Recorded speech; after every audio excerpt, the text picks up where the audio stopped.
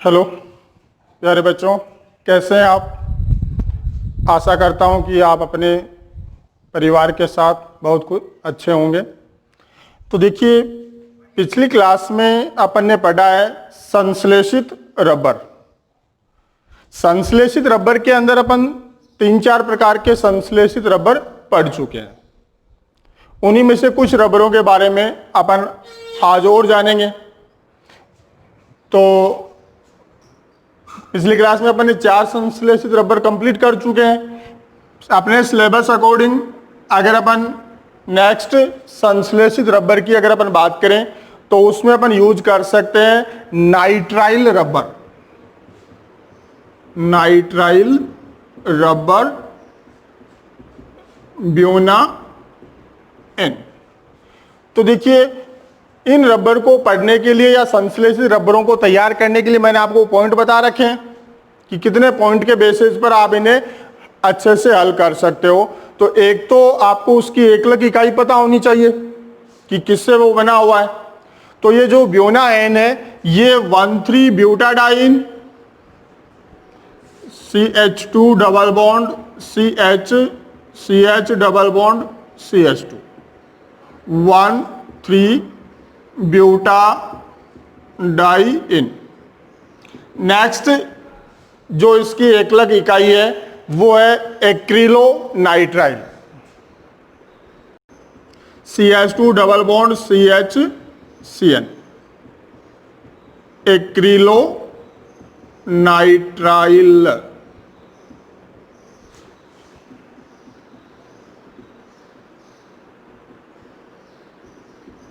इसका जो बहुलीकरण है वो आप बिल्कुल इजीली अच्छे से कर सकते हो। मेरे ख्याल से आपकी कोई दिक्कत नहीं होनी चाहिए।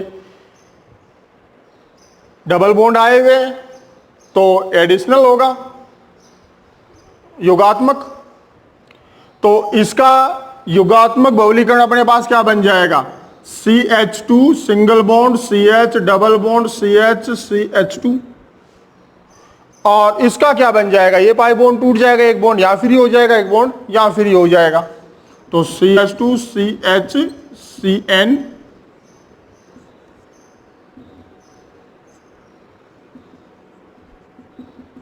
ब्योना एन। तो तीन ही चीजें अपने पास। एक तो वो कौन सी एकलक इकाइयों के जुड़ने से, योगात्मक क्रिया से या संघनन से बना है, समबहुलक है या सबहुलक है। फिर एक उसका समीकरण आप बताओगे।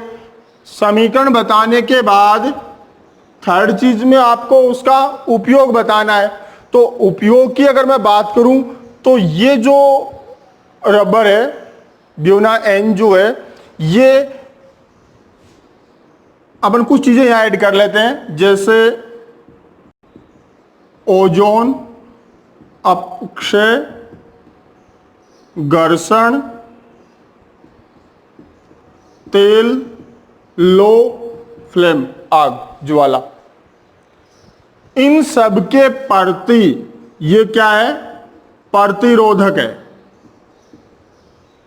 और जब इनके प्रति प्रतिरोधक है तो सिंपल सी बात है, आप इसका यूज कहां कर सकते हो कि जो ईंधन को संग्रहित, इकट्ठा, एकत्रित करने वाले टैंक हैं,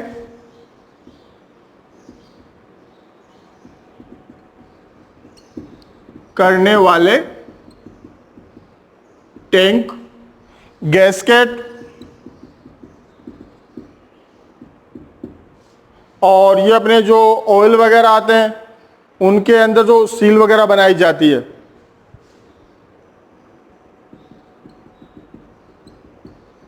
मतलब उनके रिसाव को रोकने के लिए, ठीक है ना। इसके अलावा आप ये कुछ अपने वायरिंग में, केबल में भी इसका यूज होता है। तो इस तरीके से आप इसके उपयोग बता सकते हो, ठीक है। तो या एक बार मैं इसको पूरा सीक्वेंस में बोल देता हूं, वैसे आप शायद कर सकते हो। देखो, 2 टाइप की एकलक इकाई हो गई, तो इसका मतलब ये कौन सा पॉलीमराइजेशन हुआ, कौन सा बहुलीकरण हुआ, सह बहुलीकरण हुआ।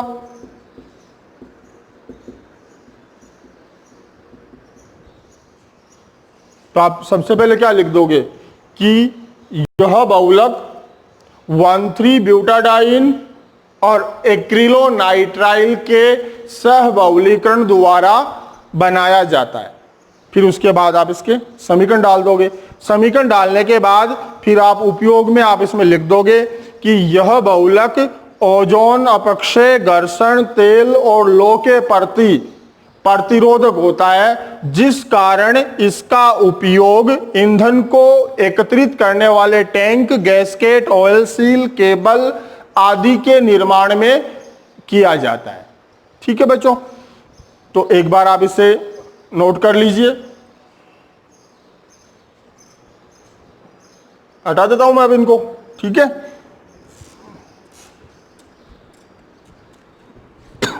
नेक्स्ट अपन यहां पढ़ सकते हैं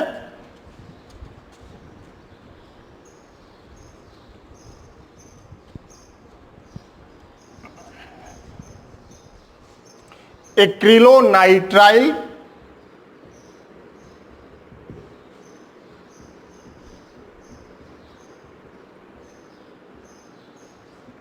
मतलब 3 एकलक इकाइयों को अपन यहां आपस में जोड़ेंगे, ब्यूटाडाइन और स्टाइरिन को। ब्यूटाडाइन व स्टाइरिन,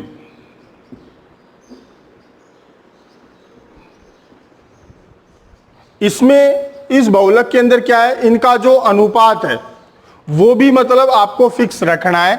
जैसे लगभग ये 30% रखेंगे, ये वाला 20% रखेंगे और ये वाला 50% रखेंगे। तो इस प्रकार ये भी कौन सा बहुलक हो गया, सहबहुलक हो गया।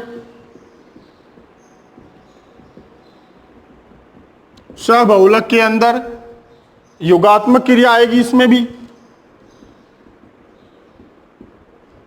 तो एक्रिलोनाइट्राइल की अगर मैं बात करूं तो CH2 डबल बॉन्ड CHCN, 1,3-ब्यूटाडाइन की अगर मैं बात करूं तो CH2 double bond CH, CH double bond CH2, और स्टाइरिन की अगर मैं बात करूं तो CH2CH C6H5।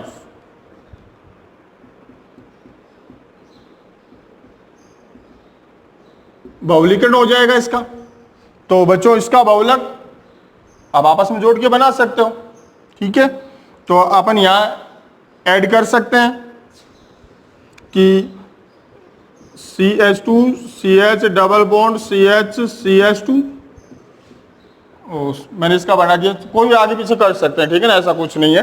तो इसका मैंने ये बना दिया, इसका मैं बनाऊंगा तो CH2 CH CN, और इसको अगर मैं ऐड करूंगा तो CH2 CH C6H5।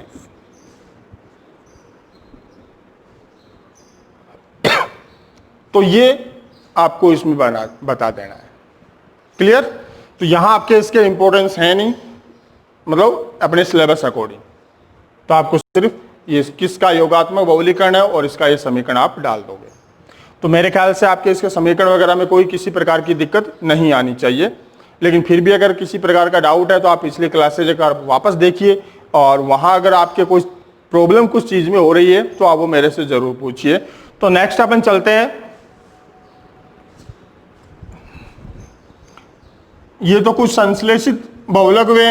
अब नेक्स्ट टॉपिक अपने पास आता है औद्योगिक क्षेत्र, या औद्योगिक क्षेत्र के कुछ प्रमुख बहुलक बोल सकते हो या कुछ महत्वपूर्ण बहुलक बोल सकते हो। तो औद्योगिक महत्व के प्रमुख बहुलक। तो बच्चों इस टॉपिक के अंदर अपन पढ़ने वाले हैं कि वे बहुलक जिनका यूज अपन औद्योगिक क्षेत्र में करते हैं, व्यापारिक दृष्टि से इंपॉर्टेंस जो पॉलीमर हैं, बहुलक हैं, उनके बारे में।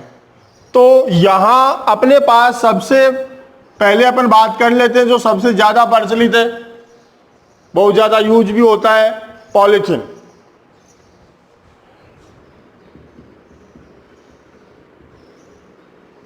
पॉलीथीन जो है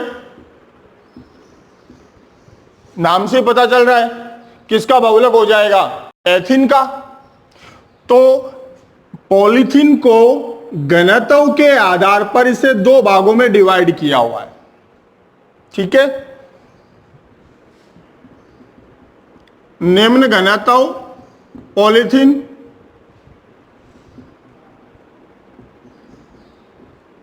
LDPE और उच्च घनत्व polythene HDPE, high density polyethylene, low density polyethylene. तो इन सब के बारे में अपन समीकरण तो देखो बिल्कुल सिंपल सा, दोनों में एथिन से बनाना है, लेकिन उपस्थिति और कुछ टेम्परेचर और प्रेशर की यहां रिक्वायरमेंट होती है। लेकिन जैसे अगर आपको निम्न घनत्व पॉलीथीन बनाना है तो अपन क्या करेंगे, एथिन का पॉलीमेराइजेशन या बहुलीकरण जो है वो अपन किसी पेरोक्साइड की उपस्थिति में करवाएंगे, ठीक है। और इसके लिए अपने को जो टेम्परेचर और प्रेशर की जो आवश्यकता होती है वो लगभग 2200, लेकिन अपने अब पहले एनसीईआरटी में चलता था ये, लेकिन अपने सिलेबस अकॉर्डिंग अब यहां टेम्परेचर नहीं दिया हुआ है, तो इसलिए अगर उसमें आप नहीं जाना चाहते हो तो भी कोई दिक्कत नहीं है, ठीक है ना। आप सीधा इसका बहुलीकरण कर दो पेरोक्साइड की उपस्थिति में। तो यहां जो आप यहां लिख सकते हो उच्च ताप व दाब, और इसका ये पाई बॉन्ड तोड़कर आप यहां ये पॉलीथीन बना सकते हो, क्लियर। इसी प्रकार अगर आपको हाई डेंसिटी पॉलीथीन बनानी है तो उसके लिए भी अपने पास समीकरण लगभग सिमिलर यही आएगा, CH2 डबल बॉन्ड CH2। लेकिन यहां जो उत्प्रेरक पेरोक्साइड अपन यहां यूज किया था, यहां पर जो उत्प्रेरक यूज किया जाना है वो जिगलर नाटा उत्प्रेरक, जिगलर नाटा उत्प्रेरक की उपस्थिति में ये क्रिया करवाई जाती है। इसके लिए अपन ले सकते हैं कि टाइटेनियम टेट्राक्लोराइड C2H5 एल्यूमिनियम, ये इनको मिक्स करने पर जो उत्प्रेरक बनता है उसको अपन क्या कहते हैं, जिगलर नाटा उत्प्रेरक कहते हैं। इसके संगठन में थोड़ा वो चेंज भी किया जाता है, यहाँ Cl की मात्रा में चेंजेस दिखाया जाता है, लेकिन अपन मोस्टली इसी फॉर्मूले का यूज करते हैं। तो इसकी वजह से जो पॉलीथीन अपने को प्राप्त होगी वो उच्च घनत्व पॉलीथीन मिलेगी। तो सिर्फ आपको समीकरण के अंदर उत्प्रेरक का थोड़ा सा ध्यान रख लेना है, एक पेरोक्साइड की उपस्थिति में करवा लेंगे और एक जिगलर नाटा उत्प्रेरक की उपस्थिति में करवा लेंगे, तो अपने को अलग अलग टाइप की ये पॉलीथीन प्राप्त हो जाएगी। तो पॉलीथीन प्राप्त करने के बाद कैसे किया वो लिख दिया, समीकरण हो गया। समीकरण होने के बाद आप इसके प्रॉपर्टी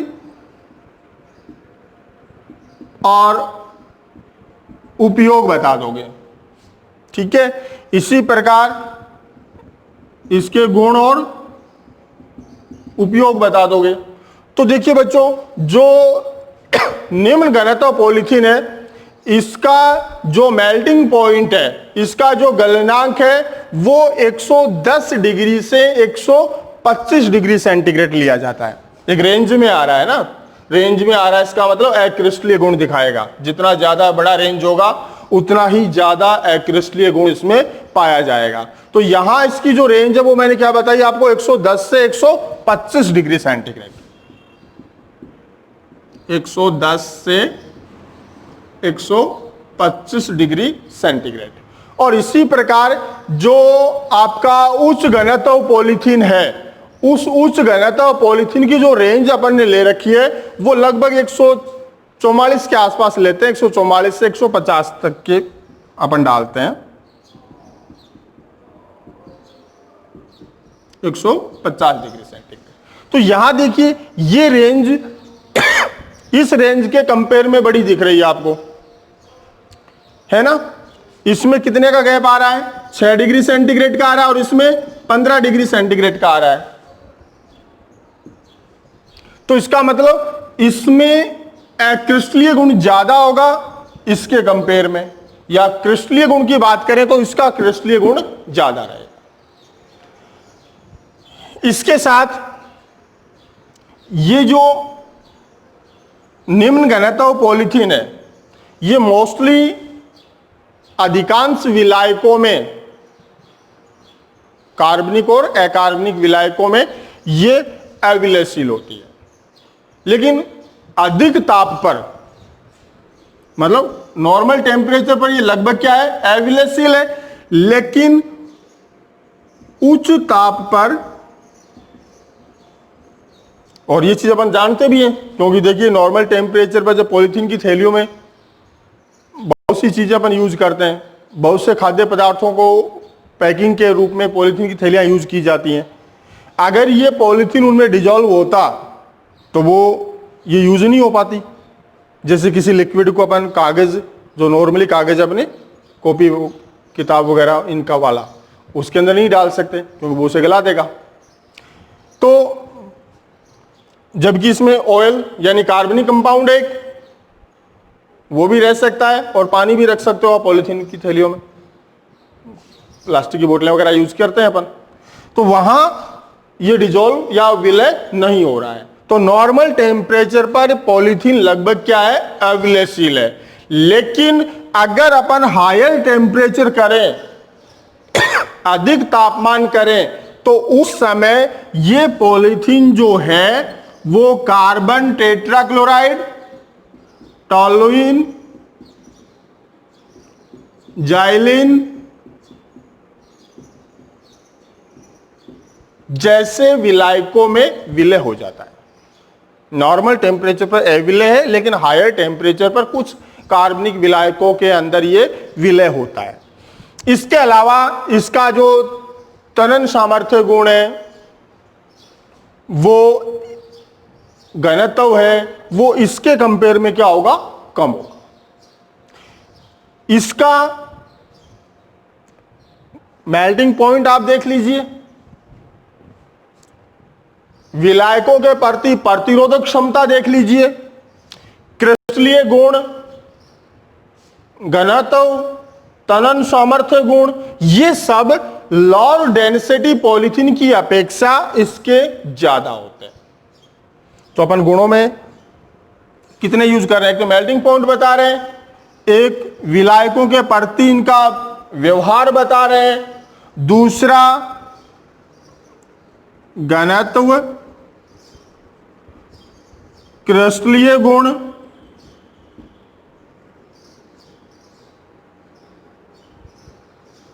ये चीजें अपन यहां यूज कर रहे हैं।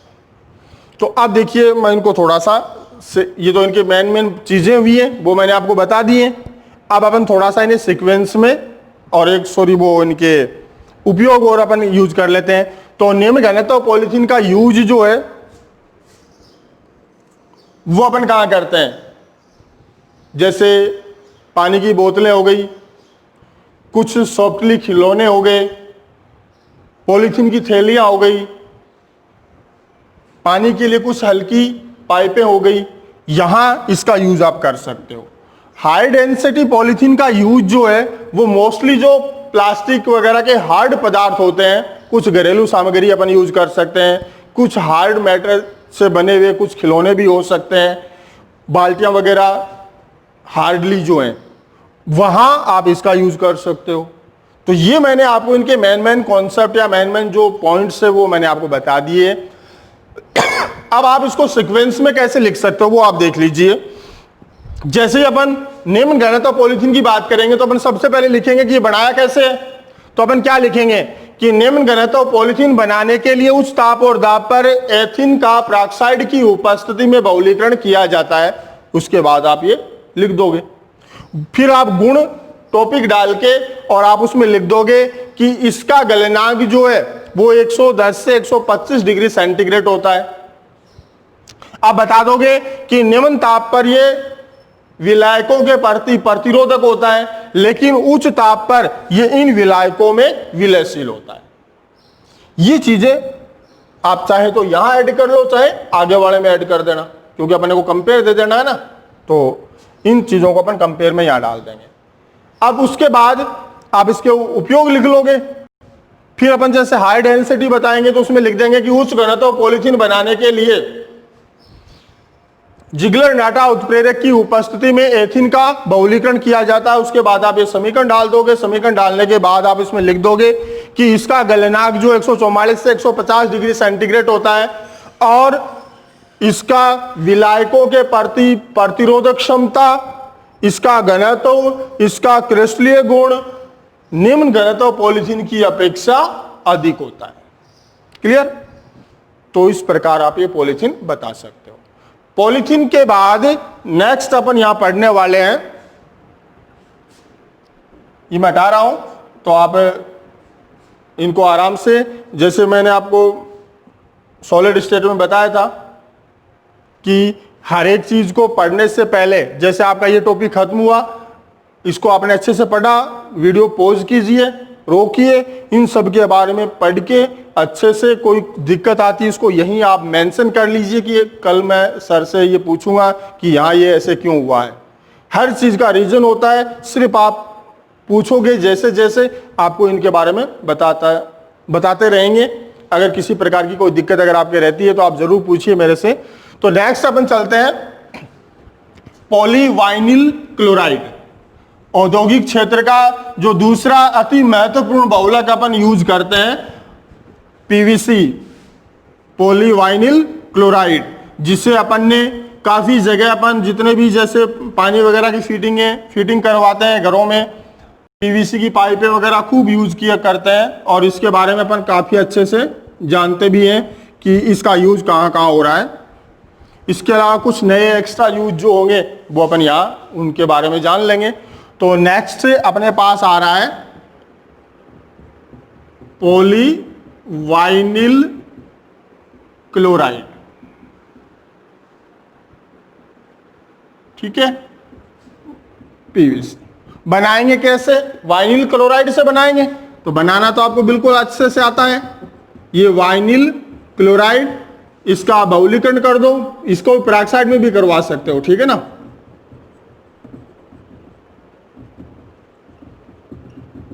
तो जैसे आप इसका बहुलीकरण करोगे, ये बन गया आपका पॉलीवाइनिल क्लोराइड। एक बात हो गई अपने क्लियर कि बनाया कैसे। सेकंड पॉइंट में अपन इसके गुण डाल देंगे और थर्ड पॉइंट में आप इसके उपयोग डाल देना।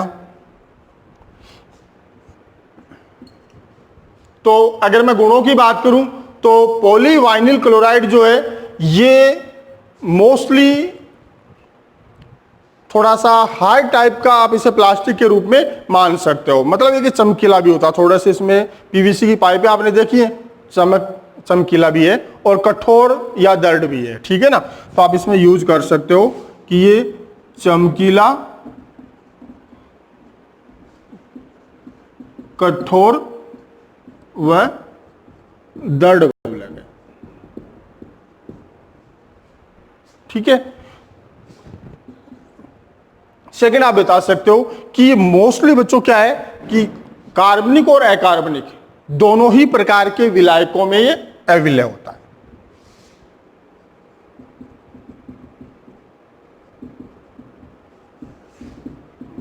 है। अकार्बनिक विलायकों में अविलय होता है। तो फिर आप कहोगे कि घोलेगा किसमें? तो इसको घोलने के लिए अपन क्या करते हैं, एक नया विलायक मिक्स बनाते हैं दो कार्बनिक विलायकों को मिला के, मोस्टली एसीटोन और कार्बन डाई सल्फाइड। इन दोनों विलायकों को मिलाकर जो विलायक बनाया जाता है उसके अंदर ये जाके डिसॉल्व होता है। ये लगभग 20 डिग्री सेंटीग्रेड टेम्परेचर तक जो एसिड है और जो बेस है उनका इस पर कोई प्रभाव नहीं पड़ता है। मतलब अगर अपन 20 डिग्री टेम्परेचर तक अगर पीवीसी को किसी एसिड में, चाहे वो सल्फ्यूरिक एसिड हो, नाइट्रिक एसिड हो, उसके अंदर डाल देंगे तो भी इसका कुछ नहीं बिगड़ना है। किसी बेस यानी NaOH KOH वगैरह में डालते हैं तो भी वो उसको खराब नहीं कर पाएगा। मतलब ये इनके प्रति क्या है, प्रतिरोधक है। तो ये आप इसकी प्रॉपर्टी में यूज कर लेना। उपयोग की अगर अपन बात करें तो पीवीसी के जो नॉर्मली उपयोग है वो तो आप जानते ही हो, जैसे केबल के अंदर हो गया, पाइपों के निर्माण में हो गया, उपयोग में अपन डाल सकते हैं। पहले पॉइंट में जैसे पाइप, केबल और कुछ खिड़कियां वगैरह बनाने में भी इसका यूज कर सकते हैं अपन, खिड़कियां दरवाजे वगैरह इनके अंदर। ये तो इसका नॉर्मली यूज जो अपन सीधे तौर पर करते हैं। सीधे तौर पर पाइपें लाकर, जैसे घर में अगर अपने को फिटिंग करवानी है, चाहे वो लाइट फिटिंग हो या पानी की फिटिंग हो, उसके अंदर भी अपन इस पाइप का यूज कर लेते हैं। तो ये उपयोग जो है वो तो क्या अपने पास सीधे उपयोग हो गए। कुछ चादरें वगैरह भी बनाई जाती हैं इसकी, यहाँ तो नहीं होंगी, लेकिन खिड़कियां वगैरह उसमें चादरें लगा दी जाती हैं, कुछ दरवाजे वगैरह भी यूज होते हैं। तो वो सारी चीजें अपन यहाँ इस पहले पॉइंट में मेंशन कर सकते हैं कि पाइप, केबल, खिड़कियां, दरवाजे, चादरें वगैरह आदि के निर्माण में। सेकंड उपयोग जो अपन पर्टिकुलर सीधा नहीं करते हैं, उनकी अगर मैं बात कर लूं तो सेकंड में अपन बता सकते हैं कि अगर मैं पीवीसी को क्लोरोबेंजीन में मिक्स करूं, मिलाऊं इसे, तो क्या होता है कि पीवीसी का क्लोरीनीकरण हो जाता है। ये वाह, यानी इसकी H जो है वो क्लोराइड द्वारा या क्लोरीन द्वारा क्या होता है, रिमूव हो जाती है, हट जाती है, और इसमें नए क्लोरीन और आ जाते हैं। और जब क्लोरीन आएंगे तो अपन इस प्रोसेस को क्या बोलेंगे, क्लोरीनीकरण। तो इस पीवीसी का क्या हो जाएगा, क्लोरीनीकरण हो जाएगा, और उससे अपन बोलेंगे क्लोरीनीकृत पीवीसी। क्या लिखेंगे उससे अपन, क्लोरीनीकृत पीवीसी। इस क्लोरीनीकृत पीवीसी का यूज जो है वो अपन करते हैं चिपकाने वाले पदार्थ बनाने में। चिपकाने वाले पदार्थ के निर्माण में, रेशों के अंदर भी इसका यूज होता है, लेपन क्रिया में भी इसका यूज होता है।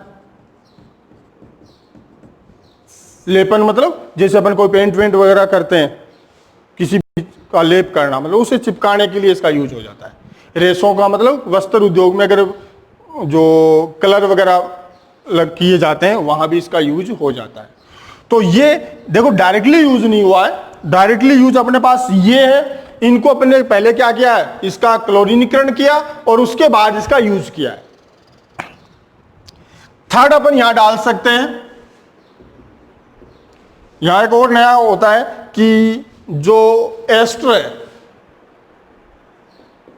इस एस्टर के अंदर अगर मैं पीवीसी मिला देता हूं तो उससे क्या है, ये जो कठोर एस्टर है, ठोस अवस्था वाले हैं, बड़े एस्टर की बात कर रहा हूं मैं, तो ये ठोस अवस्था में होता है। जैसे ही पीवीसी इसके अंदर मैं ऐड करता हूं तो उस समय ये एस्टर क्या हो जाता है, मुलायम हो जाता है।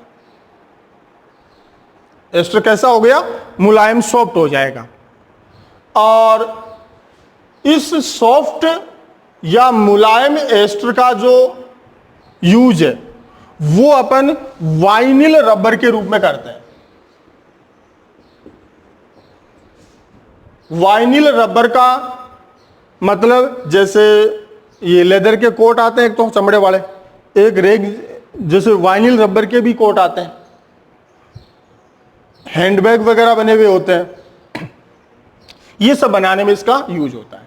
और एक बात और यहां कि एस्टर को पीवीसी मिलाकर मुलायम करना, यानी वाइनिल रबर का निर्माण करने का जो प्रोसेस है, इस प्रोसीजर को अपन यहां प्लास्टिसाइजर कहते हैं। प्लास्टिसाइजर शॉर्ट में क्वेश्चन हो सकता है, प्लास्टिसाइजर क्या है, तो आप बता सकते हो कि पीवीसी द्वारा एस्टर को मुलायम करके वाइनिल रबर का निर्माण करने के प्रक्रम को क्या कहते हैं? प्लास्टिसाइजर कहते हैं। ठीक है, तो ये आपके इसके कुछ उपयोग में आप ऐड कर सकते हो। तो मैं एक बार इसको सीक्वेंस में बोल देता हूं, आप थोड़ा सा ध्यान दे देना। तो सबसे पहले क्या लिख देंगे अपन? कैसे बनाया वो लिखेंगे। तो अपन लिखेंगे कि यह वाइनिल क्लोराइड के बहुलीकरण द्वारा बनाया जाता है, या इसे पेरोक्साइड भी यूज कर सकते हो। आप इसे ये भी बोल सकते हो कि पेरोक्साइड की उपस्थिति में वाइनिल क्लोराइड के बहुलीकरण द्वारा पीवीसी का निर्माण किया जाता है। उसके बाद आप ये समीकरण डाल दोगे, समीकरण डालने के बाद इसके गुणों में ये गुण लिख दोगे, गुण लिखने के बाद उपयोग में आप ये उपयोग बता दोगे। तो मेरे ख्याल से कोई दिक्कत नहीं होनी चाहिए, आराम से आप इन चीजों को कर सकते हो। ठीक है बच्चों, तो आप एक बार इसको मेंशन कर लेना, मैं इनको हटा देता हूं। और जो आपका ये वाइनिल या पीवीसी है, इसको यहां तक आप अच्छे से पढ़ना इनको, ठीक है ना। और मैं थोड़ा सा आपको आगे भी बता देता हूं,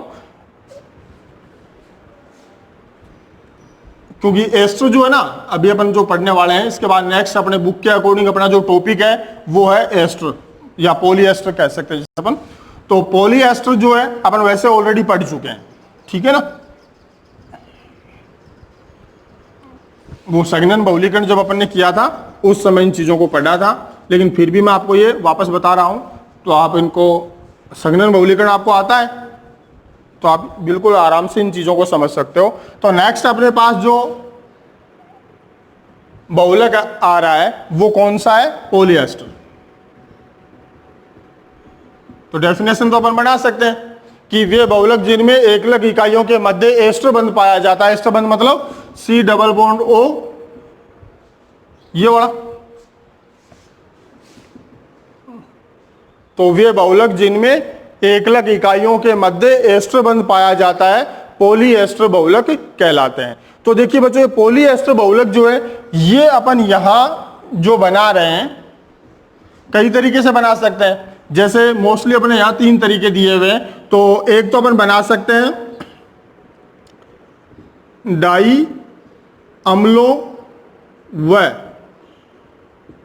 डाई ओल द्वारा, एक बना सकते हैं डाई एस्टर व डाई ओल द्वारा, एक अपन बना सकते हैं हाइड्रोक्सी अम्लों के, या अम्ल भी लिख सकता हूं, हाइड्रोक्सी अम्ल के स्वसंघनन द्वारा। यानी कि पॉलीएस्टर जब अपन बनाएंगे, भले पॉलीएस्टर बनाए या पॉलीएमाइड बनाए, ये सारे के सारे कौन से बहुलीकरण द्वारा बनते हैं? संघनन बहुलीकरण द्वारा बनेंगे। तो यहां आप संघनन बहुलीकरण किसका करोगे? आपके पास इकाई कैसी होनी चाहिए? एक तो डाई अम्ल होना चाहिए। डाई अम्ल मतलब जिसमें 2 कार्बोक्सिलिक समूह उपस्थित हो। और दूसरी इकाई आपके पास कौन सी होनी चाहिए? डाईओल होनी चाहिए, यानी कि जिसमें 2 OH हो। जैसे अपन यहां ले सकते हैं HOCH2CH2OH, एथिलीन ग्लाइकोल।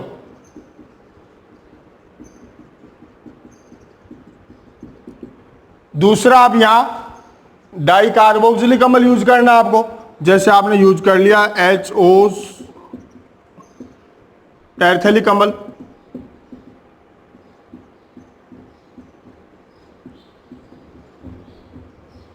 अब पता है ना आपको क्या करना है। बाय द वे, अगर कोई समस्या भूल रहे हो तो आप पीछे की क्लास वापस देखिए, बिल्कुल इजी तरीके से आपको बताया हुआ है कि जहां भी आपको COOH दिखता है क्या करोगे? OH। जहां आपको एमीन ग्रुप दिखता है क्या करोगे? H हटाओगे। जहां आपको OH ग्रुप दिखता है उसका H भी हट सकता, OH भी हट सकता, मोस्टली उसका H ही हटता है। मतलब कुल मिला के आपको जल अणु बाहर निकालना है। तो क्या कर देंगे अपन? यहां से H हट जाएगा, यहां से H हट जाएगा, यहां से OH, यहां से OH। तो देखिए ये क्या बना अपने पास, OCH2CH2O। H हटा दी दोनों मैंने, पहले और लास्ट पे आप रख भी सकते हो। यहां से OH हटाऊंगा तो क्या बचा, C बचा, तो C double bond O, benzene, C double bond O, डेट्रॉन। यहां डाई एस्टर और डाई ओल सेम यही ले सकते हो। यहां H की जगह आप क्या डाल दो, R डाल दो, सेम बहुलक बन जाएगा। पहले वाले में जल अणु बाहर निकला था, यहां एल्कोहल बाहर हो जाएगा, ये डाई एस्टर से हो जाएगा। यहां क्या हो रहा है, हाइड्रोक्सी अम्ल के स्वसंघनन, मतलब आपको एक OH समूह और एक कार्बोक्सिलिक समूह दोनों एक ही इकाई में होने हैं और उसी का आपस में संघनन करवाना है। तो जैसे आपने यहां HOR यूज कर लेता हूं, ठीक है। तो इसका स्वसंघनन करवाओगे तो क्या करोगे, यहां से H हट जाएगी और यहां से OH हट जाएगा। क्या बचा आपके पास, ORC डबल बॉन्ड H2O। यही आपके बुक में जो दिया हुआ वहां क्या किया हुआ है, O को आगे डाला हुआ है। तो आपको सिर्फ इसी मैटर पे दिमाग में रखना है, इस प्रकार आप इसका स्वसंघनन करके बना सकते हो। तो यहां देखिए बच्चों, जो एलिफेटिक पॉलीएस्टर बनते हैं उनका गलनांक जो होता है वो बहुत ही कम होता है, मोस्टली 50 से 80 डिग्री सेंटीग्रेड। इस वजह से वस्त्र उद्योग या अन्य रेशा उद्योगों के अंदर अपन एलिफेटिक पॉलीएस्टर का यूज नहीं कर सकते, क्योंकि गलनांक कम है। अगर इतना टेम्परेचर हुआ तो वो गल जाएंगे, तो इसलिए अपन इनका यूज नहीं कर सकते। तो मोस्टली जो इनका यूज करने के लिए अपन एरोमेटिक पॉलीएस्टर यूज करते हैं, इनका गलनांक क्या थोड़ा अधिक हो जाता है। तो ये आपके पॉलीएस्टर हैं, और कुछ विशेष पॉलीएस्टर जैसे डेक्रोन वगैरह है वो अपन अगली क्लास में पढ़ेंगे। ठीक है बच्चों।